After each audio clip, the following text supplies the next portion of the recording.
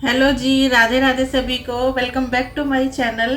और आज शादी ब्याह की सीरीज़ में जो मैं चीज़ें बना रही हूँ, तो आज मैंने डेकोरेट की है एक थाली। आप उसको पूजा थाली भी कह सकते हो। के लिए यूज़ होने के लिए भी जो हमें थाली चाहिए होती है वो भी है। थाली, लोटा और 2 कटोरी दिखाती हूँ मैं आपको। ये देखो, कुछ इस तरीके से मैंने लोटे को डेकोरेट किया है रेड कलर लगा के। और छोटी छोटी सी ये 2 कटोरियाँ डेकोरेट की हैं। इनको तो मैंने कुछ भी डेकोरेट नहीं किया है, सिर्फ कलर लगाया है। और ये मैंने थाली डेकोरेट की है। तो इसका मैंने पूरा वीडियो शूट करके रखा हुआ है, तो आप लोगों के साथ शेयर कर रही हूँ।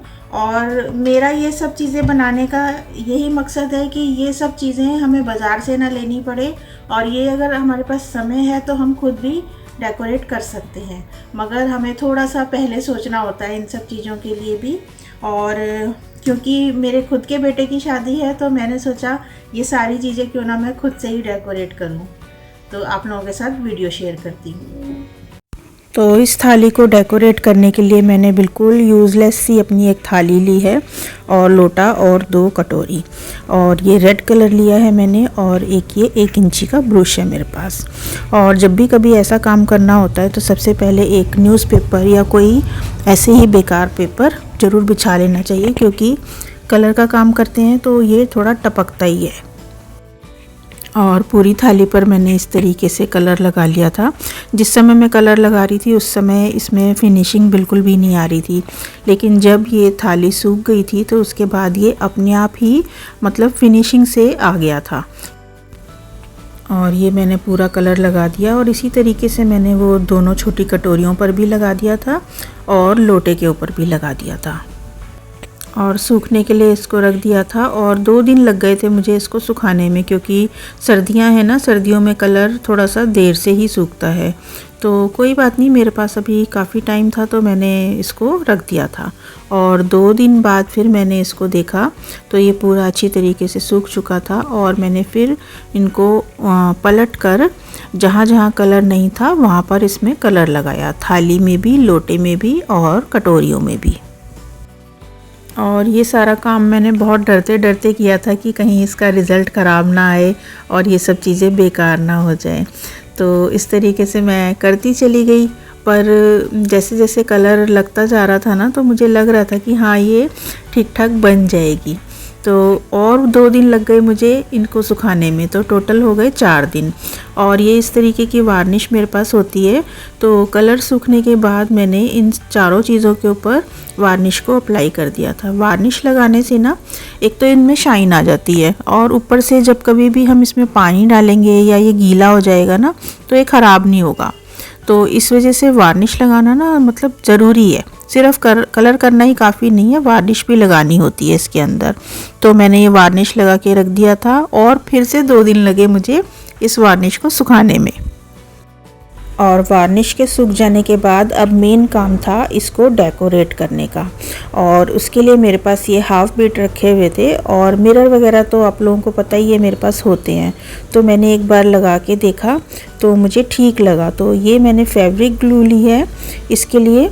और मैंने इस तरीके से ये सारे चारों तरफ, इसके चारों तरफ नहीं, ये पूरी गोलाई में हाफ बीट लगा दिए थे, तो ये इससे अच्छी लगने लगी थी। और एक ये लाइन पूरी कंप्लीट करने के बाद मैंने इसको सूखने के लिए छोड़ दिया था। फिर उसके बाद मैंने सोचा था आगे डिज़ाइन को कंटिन्यू करूँगी।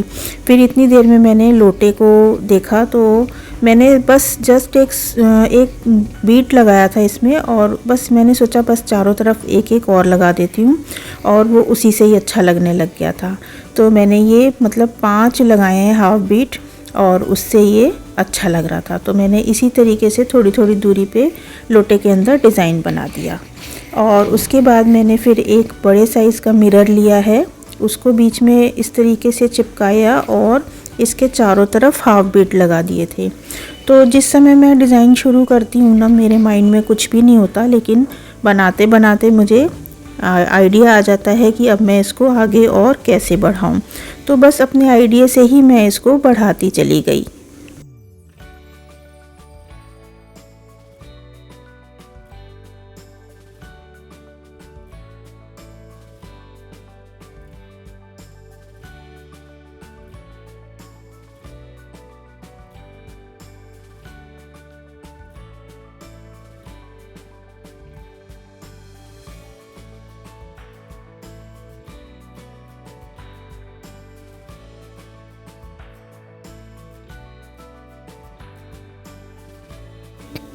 और इसके ऊपर फिर मैंने ये थोड़े से मेरे पास डिज़ाइन वाले मिरर थे उनको रखा और ये मिरर लगाते ही इसका एकदम लुक ही चेंज होने लग गया था।